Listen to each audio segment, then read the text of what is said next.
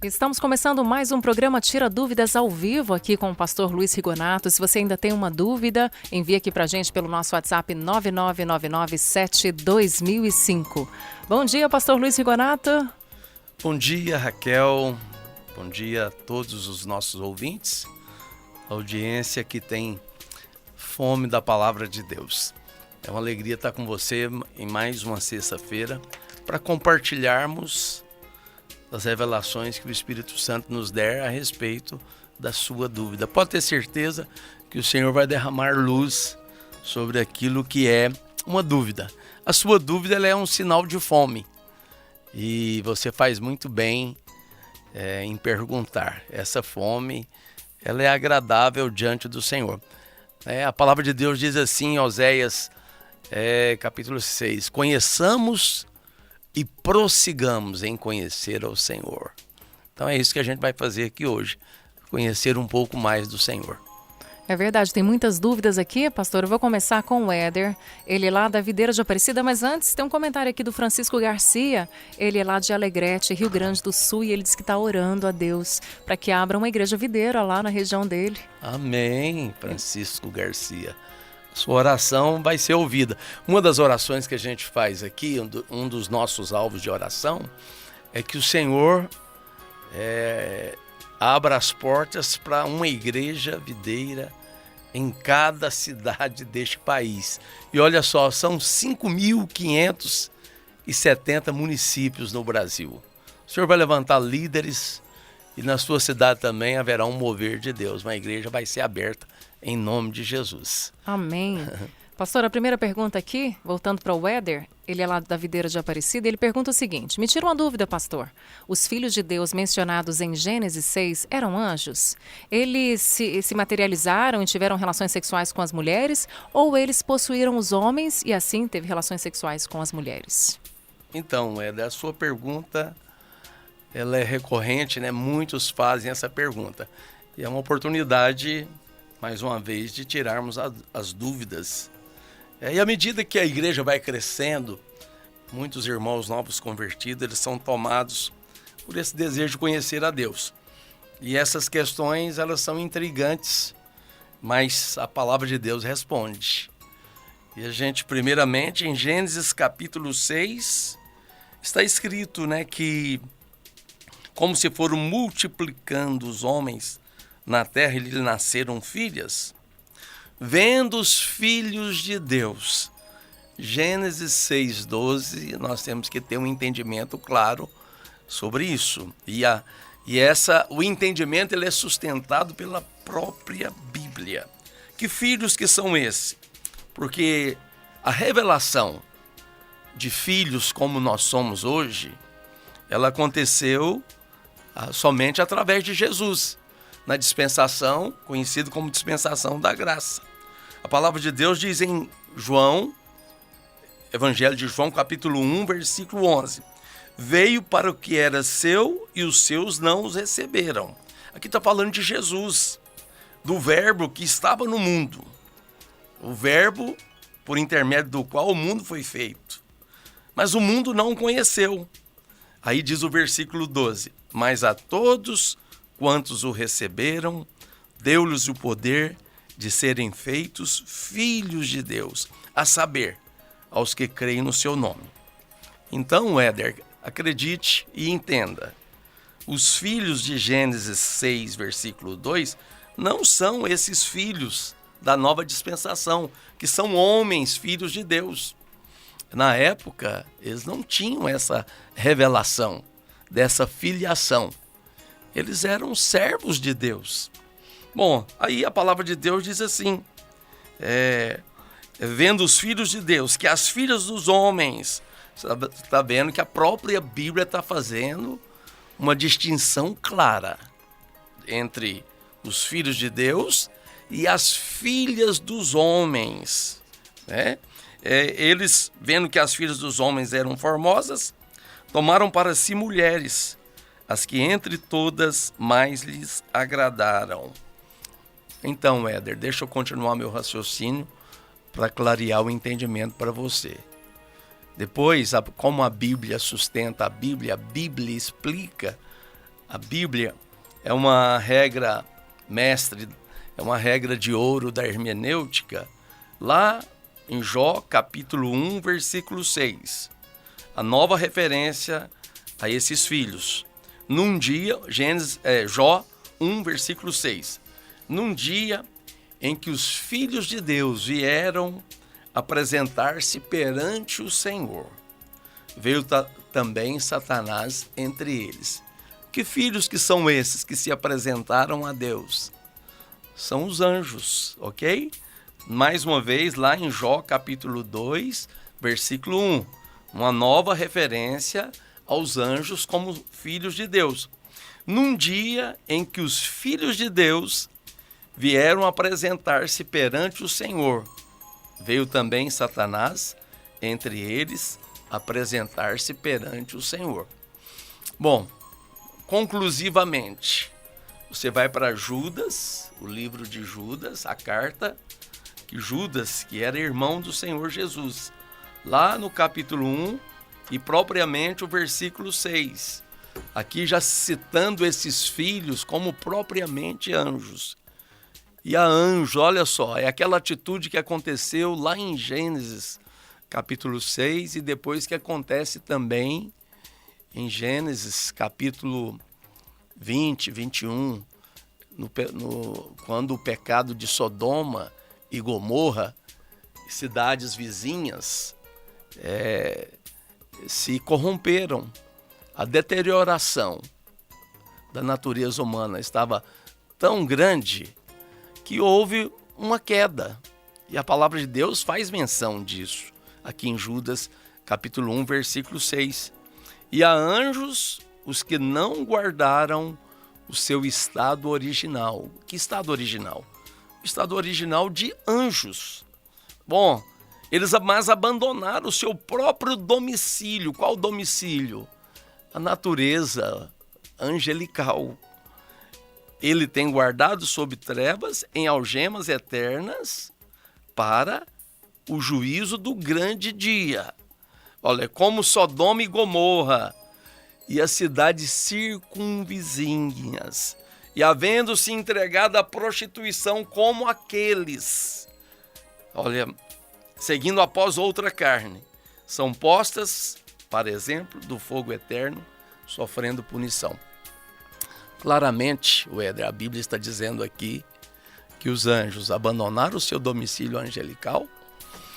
Era possível fazer essa mutação. A gente vê muitos filmes de mutantes. Mas o que a Bíblia está dizendo, a palavra de Deus está falando claramente que os anjos, Raquel, eles tinham essa transição e mutação. Eles deixavam de ser anjos e podiam se tornarem homens. Foi o que aconteceu. Parece assim, conto de mito da antiga Grécia, né? Os deuses gregos. Alguma coisa parecida. Mas o fato verdadeiro, verídico, está aqui na palavra de Deus. Que esses anjos abandonaram o domicílio angelical e em Sodoma propriamente se prostituíram com homens.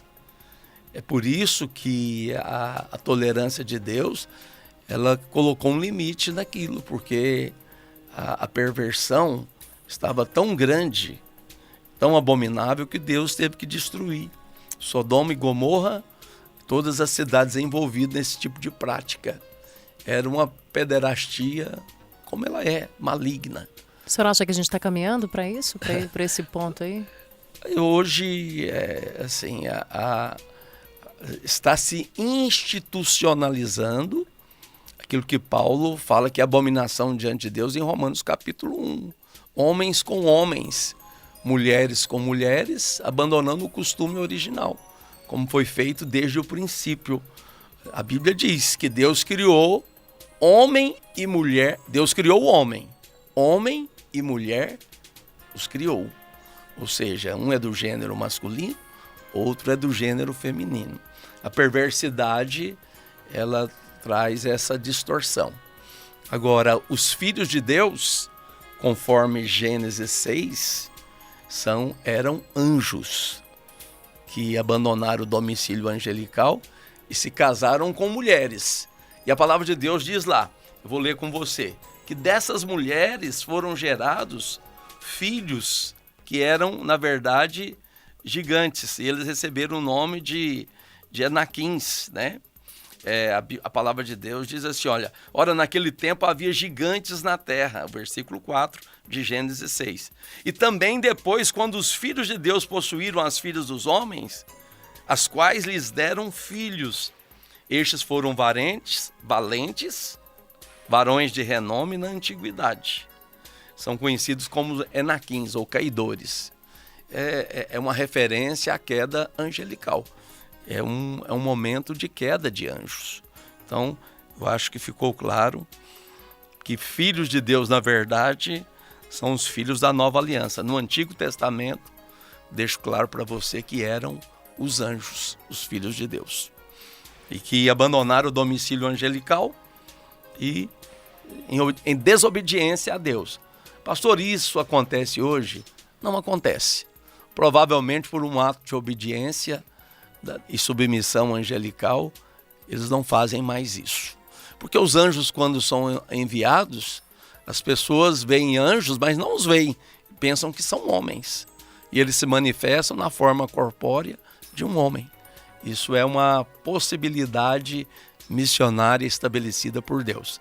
E Hebreus 1,14 fala assim, olha, não são todos eles espíritos ministradores que saem da presença de Deus para servir em favor dos que hão de herdar a salvação? A igreja, ela é uma porta do céu na terra. E a igreja também é essa escada, através da qual os anjos descem e sobem, descem e sobem. Eu espero que tenha ficado claro para você, Weder. Um grande abraço. Pastor, temos mais uma pergunta, na verdade temos várias aqui. Eu vou fazer a da Tássia Raide. Ela diz o seguinte: Jesus fala que não devemos andar ansiosos por coisa alguma e quando fazemos o contrário, estamos pecando? Quando a ansiedade é considerada pecado? Então, Raide, certamente Jesus falou que não devemos andar ansiosos, né, nem pela comida, nem pelo de vestir, nem pelo que comer, nem pelo vestir, porque Deus é provedor de todas as coisas. E Ele dá exemplo dos pardais, dos passarinhos que não semeiam, não colhem, né, não plantam lavouras, mas Deus cuida de cada um deles. Mas eu quero te dar uma recomendação. Como ser curada da ansiedade? É escolhendo a alegria. Tem duas coisas que você pode escolher: o que sentir e o que pensar. Você tem que exercer esse domínio. A ansiedade, ela se torna pecado quando ela se torna doentia, obstinada, e você prossegue um caminho de independência a Deus. Se você depender de Deus e todos os dias pela manhã, você se entregar completamente ao Senhor, declarar o amor dele por você, né? Romanos 8:32 diz assim, olha, aquele que não negou seu próprio filho, porventura não nos dará graciosamente com ele todas as coisas? Então comece tomando uma decisão todos os dias, Raide, né, para que você não peque pela ansiedade. Alegre-se sempre no Senhor, é um mandamento. Transforme isso numa promessa. Todo dia Deus tem alegria suficiente, alegria abundante. Sabe como que você descobre essa alegria? Na presença de Deus. O Salmo capítulo 16 diz assim, olha, na presença de Deus há abundância de alegria. Então decida todas as manhãs, Senhor, eu quero me alegrar. Eu me aproximo, eu recebo. Tenha percepção da presença do Espírito na sua vida. O Espírito Santo habita em você. Se você se recordar, meramente por lembrança, puxa vida, o Espírito habita em mim. Eu sou a habitação de Deus na terra. Aí você vai para Filipenses capítulo 4, versículo 4, que diz, alegrai-vos sempre no Senhor. Outra vez digo-vos, alegrai-vos. Se Deus está recomendando isso pela sua palavra, porque é uma grande, é uma completa e ampla possibilidade. A alegria. Então, vou dizer algo bem prático aqui. Todos os dias você escolhe entre alegria e entre tristeza, entre descanso e ansiedade. Eu recomendo que você escolha o descanso.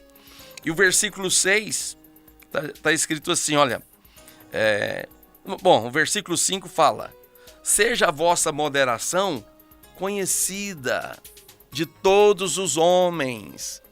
Como eu te falei, presença do Senhor, perto está o Senhor. Então você não tem motivo para ficar ansiosa. Quer dizer, a presença de Deus é tão generosa, tão grandiosa, que quando você ignora, você comete pecado. Mas se você tem pecado nisso, não se sinta condenada. Invoque o Senhor Jesus, sinta-se perdoada, justificada e parte para aquilo que Deus quer que você tenha, o comportamento que Deus recomenda para você. Não andeis ansiosos, isso é Paulo falando aos Filipenses, capítulo 4, versículo 6. Não andeis ansiosos de coisa alguma. Em tudo, porém, sejam conhecidas diante de Deus, as vossas petições. Qualquer coisa que starte ou que inicie um processo de ansiedade. A ansiedade é algo independente da vontade. Né? Às vezes são medos, são pavores, são pensamentos irreais. Problemas é porque a nossa mente é fértil. E ela, por conta própria, por causa do mundo caído, ela cria problemas, ilusões nocivas, lixos mentais, dos quais você precisa se livrar.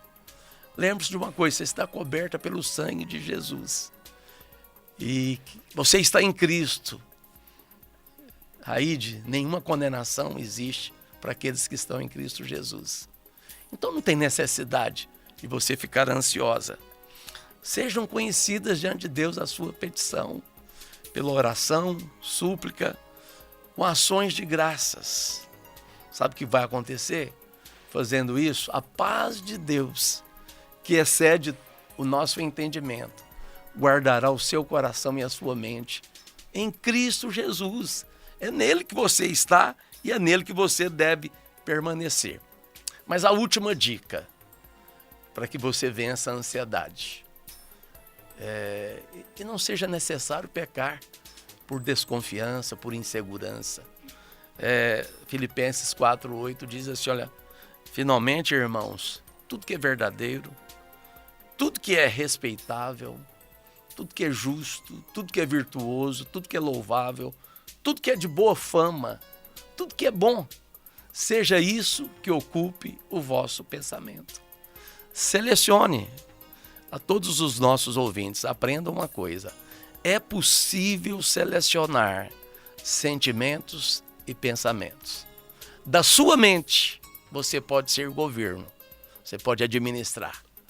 Então, dependa do Espírito Santo para que ele te ensine isso. Fazendo essas coisas aqui, você vai vencer a ansiedade. E você, Raídes, você sente que está pecando por ansiedade?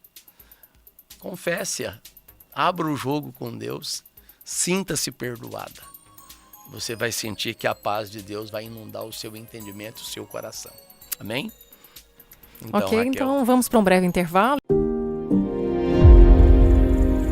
Estamos de volta com o programa Tira Dúvidas ao vivo, agora são 9h52. Pastor, eu já vou te fazer mais uma pergunta aqui. Essa foi feita pelo Áquila e ele está dizendo o seguinte: pastor, ouvi hoje pela manhã uma mensagem do pastor Aloísio que pregava a respeito do gadareno que foi liberto.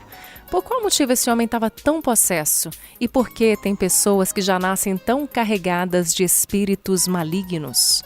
Pastor, eu acho que essa outra aqui da Antônia Cleide tem tudo a ver também. Ela pergunta o seguinte: quando uma pessoa se afasta de Deus, é verdade que são 7 demônios que acompanham essa pessoa? Então, em primeiro lugar, a questão do gadareno. Jesus foi na direção desse homem. Ele estava numa situação deplorável, de caos. Ele estava no buraco mais profundo da condição do homem. Ele é a representação clara e evidente do homem caído. E Jesus foi na direção desse homem para tirar ele do buraco. A pergunta é, por que alguém chega a um estágio tão deplorável, de tanta destruição?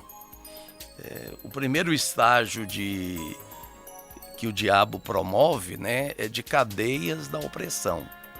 Espíritos malignos, eles não sabem o que você está pensando, mas eles têm o poder de lançar pensamentos sobre a sua mente.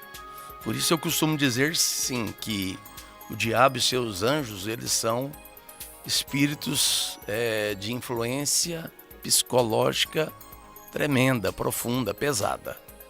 E eles causam sofrimento em toda a terra. Agora, esse homem, ele estava num estágio de possessão. A palavra de Deus diz que Jesus, lá em Mateus capítulo 8, versículo 28, tendo ele chegado à outra margem, à terra dos Gadarenos, vieram-lhe ao encontro 2 endemoniados. Ainda que na Bíblia, em Lucas, se refira a um só, eles são na verdade 2. Em Lucas, porque Lucas ele reportou somente a uma família de um dos endemoniados. Só para ficar claro isso. E de fato eram 2, ainda que em um dos evangelhos cite apenas um. Não há contradição nisso. Mas Mateus, o evangelista, escolheu mencionar 2 endemoniados. E Lucas escolheu mencionar apenas um dos 2. Mas assim, independente disso, eles estavam, né? A palavra de Deus diz que Jesus encontrou esses 2 endemoniados saindo dentre os sepulcros e a tal ponto furiosos que ninguém podia passar por aquele caminho. Eles eram violentos, eram literalmente mortais. E eis que gritaram: o que temos contigo, ó Filho de Deus? Vieste aqui atormentar-nos antes do tempo? Então a Bíblia diz que andava pastando não longe deles uma grande manada de porcos. Aí os demônios, aí Jesus vai expelir os demônios e os próprios demônios intercedem que sejam mandados para a manada de porcos. Jesus ordenou-lhes e eles saindo passaram para os porcos. E eis que toda a manada se precipitou despenhadeiro abaixo para dentro do mar e nas águas pereceram.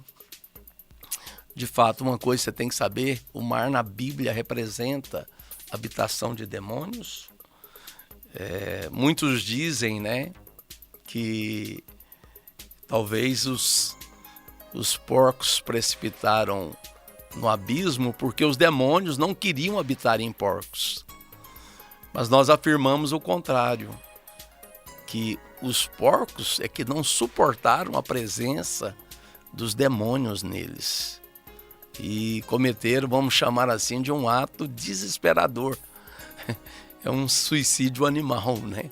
Coisa muito louca. Sim, a presença de demônios, ela enlouquece. Por que uma pessoa fica tão terrivelmente endemoniada? É distanciamento de Deus. Uma das coisas que você tem que observar é que os porqueiros, eles são mensageiros. Uma das coisas que era amaldiçoado pela lei, que o judeu não podia praticar, é contato com animais imundos. O porco, para os judeus, era um animal imundo. E esses judeus aqui, eles eram gadarenos, eram um povo misturado, né? Fazia parte de uma das 10 cidades, Decápolis, uma criação do Império Romano, em termos de urbanização.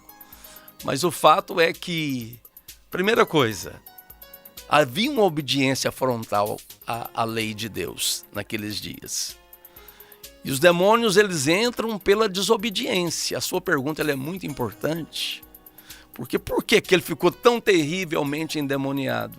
É uma conjuntura de atitudes desobedientes a Deus e uma exposição a demônios. Não brinque com espíritos malignos. Paulo fala assim, que nós não lhe subestimamos os ardis.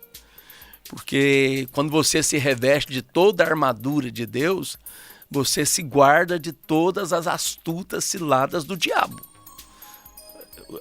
O lema e a missão do inferno e do diabo é a destruição.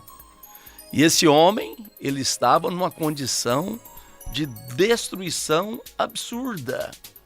E é interessante, é maravilhoso que a Bíblia diz que lá em Lucas capítulo 8, né, que esse homem, depois, ele estava aos pés de Jesus. Antes, ele era uma pessoa louca, totalmente desconcatenada no seu pensamento, nas suas emoções, era possesso de demônios e ele era guardado em grilhões e cadeias, mas quebrando as prisões, era impelido pelo demônio para os desertos.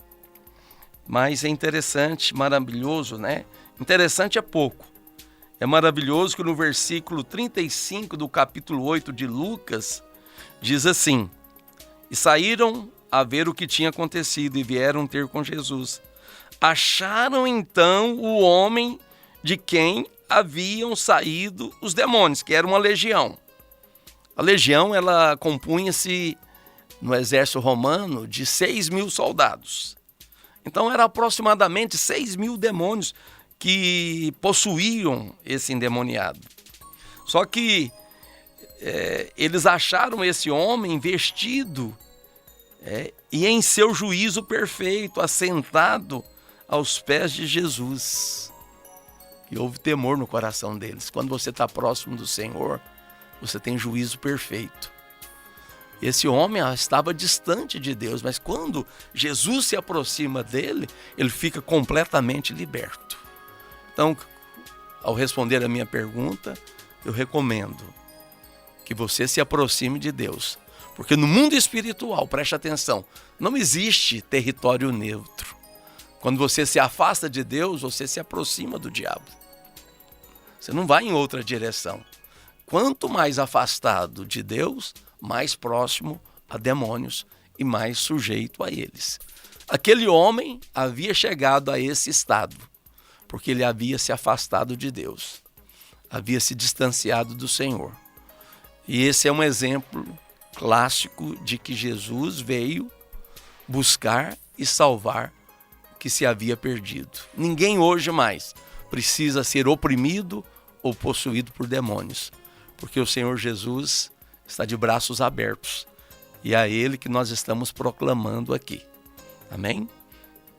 A outra pergunta é verdade que quando uma pessoa, ela se afasta de Deus, ela é tomada por 7 espíritos malignos? A palavra de Deus fala assim em Lucas capítulo 11, versículo 24. O texto por si já responde claramente a sua dúvida. Quando o espírito imundo sai do homem, anda por lugares áridos, procurando repouso. Lembre-se de uma coisa: quem não tem descanso é influenciado por espíritos malignos, porque quem não tem descanso são os espíritos malignos. A palavra de Deus diz que ele procura repouso e não acha. Mas aí diz consigo: voltarei para minha casa de onde saí. Tendo voltado, encontra varrido e ornamentado, ou seja, sem a presença de Deus. Você tem que se encher de Deus, lendo a palavra, falando com Deus, tendo uma comunhão contínua. Por isso Paulo diz em 1 Tessalonicenses 5:17, orai sem cessar. O que é essa oração? Não é meramente aquele ato litúrgico de você se ajoelhar, e aquela coisa estereotipada do religioso genuíno, vamos dizer assim. Não, é você ter uma comunhão íntima com o Senhor. Tudo que for fazer, apresente-se a Deus, dependa de Deus, siga as direções de Deus, porque espíritos malignos não terão espaço na sua vida. É aqui que está a sua questão. Versículo 26, Jesus falou assim: então ele volta e leva consigo outros 7 espíritos piores do que ele, e entrando, habitam ali. E o último estado daquele homem se torna pior do que o primeiro. Misericórdia, isso é muito sério. Encha-se do Espírito Santo. Enchei-vos do Espírito. É um mandamento de bênção, não é um mandamento legalista, mas é um benefício. É como eu dizer para você, coma alimentos saudáveis, comida equilibrada. Quando você se alimenta de Deus, você se enche dele. E não há mais espaço para espíritos malignos na sua vida. Porque é um fato, a sua dúvida, ela é respondida sim. Espíritos malignos são atraídos quando você se esvazia de Deus e se afasta dele. Pastor, e para fechar o nosso bloco aqui, tem uma pergunta muito interessante aqui do Marcos Santos. Ele está perguntando o seguinte: a marca da besta já existe? E existe a possibilidade de alguém receber a marca da besta acidentalmente? Muito interessante essa pergunta, porque nesses dias, quando se fala tanto, né, de governo mundial, as pessoas, muitos crentes, eles sofrem de um medo desnecessário. Em primeiro lugar, é preciso saber quem, afinal, é a besta. Em primeiro lugar, é chamado de besta por vai ser constituída e dotada de um grande poder. A Bíblia diz que o diabo vai lhe dar o seu trono e a sua autoridade a esse personagem que a Bíblia chama em Apocalipse de besta. Paulo chama em 2 Tessalonicenses, capítulo 2, versículo 3, de homem da iniquidade, filho da perdição. Na verdade, no futuro vão emergir 2 bestas. A primeira, lá em Apocalipse 13, diz que ela emerge do mar, ou seja, o mar aponta para as nações. Será eleito pelas nações como um governante que exercerá autoridade política e receberá, como eu disse, do diabo toda a sua autoridade. E vai ter domínio sobre toda a terra. 10 nações, especialmente, vão dar a ele a autoridade.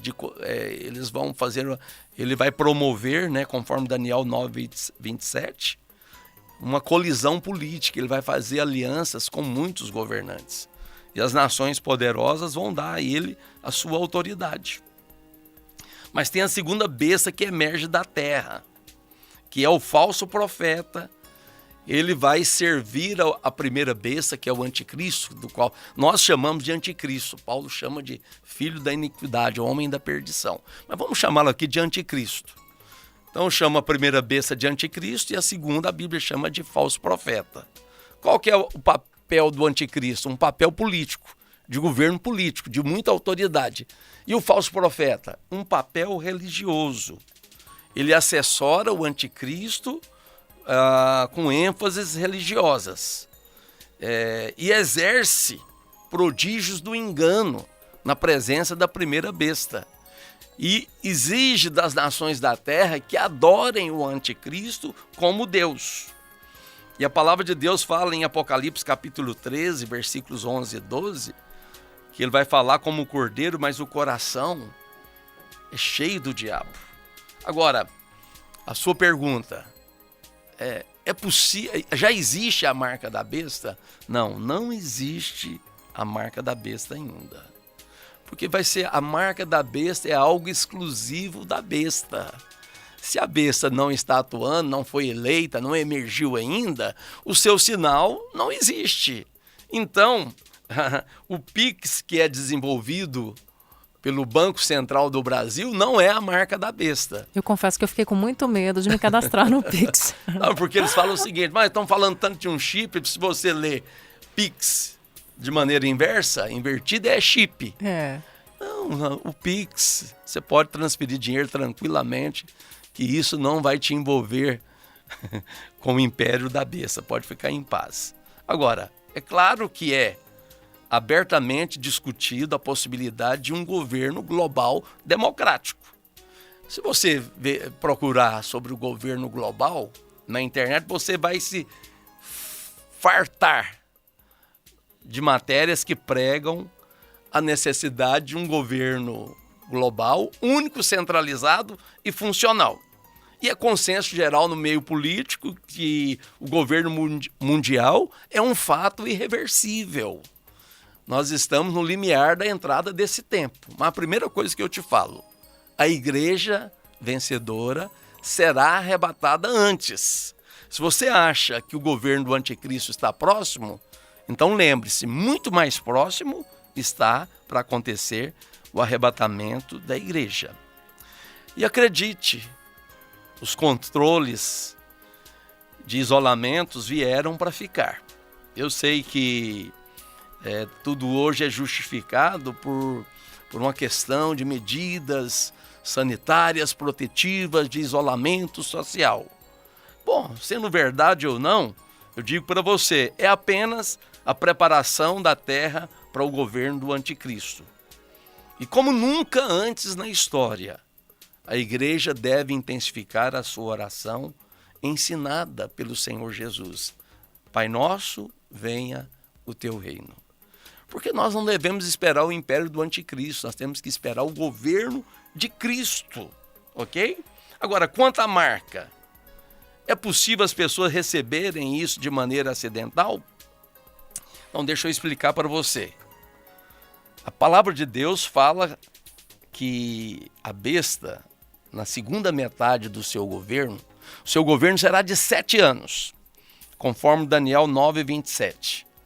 Na metade da semana, ele cessa o acordo e impõe a sua tirania. Ele mostra a sua identidade como abominável da desolação.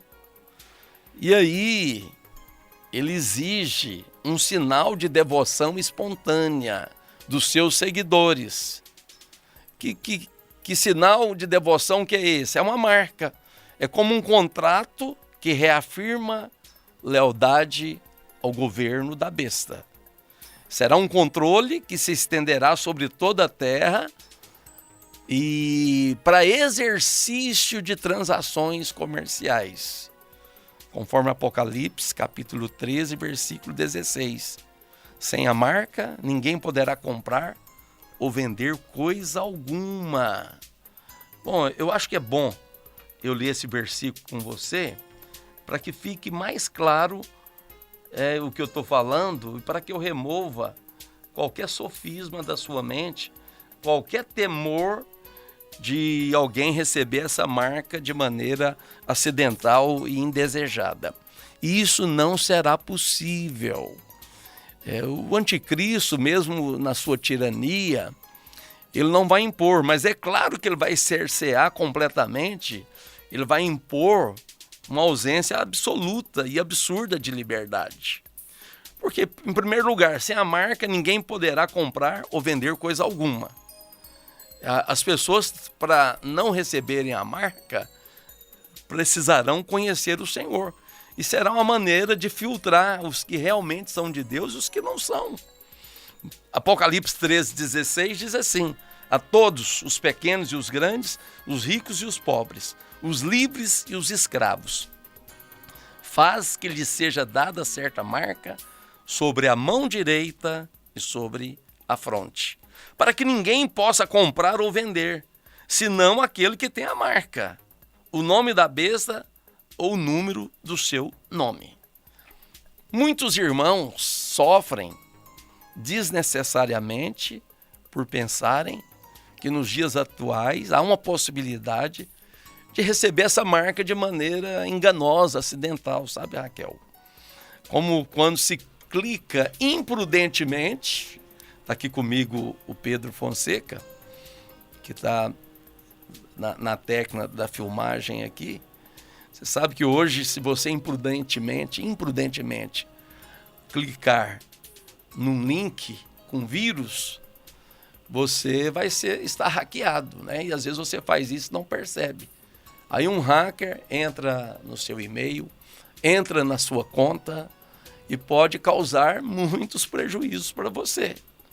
E as pessoas têm um medo de serem marcadas de maneira acidental dessa maneira. A marca, em primeiro lugar, será exclusiva do governo da besta. E o mesmo se apresentará e vai propor como tal. Quando isso acontecer, será um evento amplamente divulgado. Uma das grandes habilidades do falso profeta será o marketing. Ele terá o poder da oratória. O próprio anticristo será extremamente, grandemente persuasivo, convincente. Será habilidoso na oratória e a sua boca falará de maneira persuasiva e insolente. É o que está escrito em Daniel capítulo 7, versículo 8. Agora, aos irmãos e à querida Igreja de Cristo, fiquem em paz. Na atualidade, nada vincula você à marca da besta. Então, eu repito, não é o Pix desenvolvido pelo Banco Central do Brasil, não é uma marca desenvolvida por qualquer grande empresa de tecnologias informatizadas. Acredite, a vacina da Covid não tem relação direta com a marca da besta. Olha, você é livre para vacinar e é livre para não vacinar.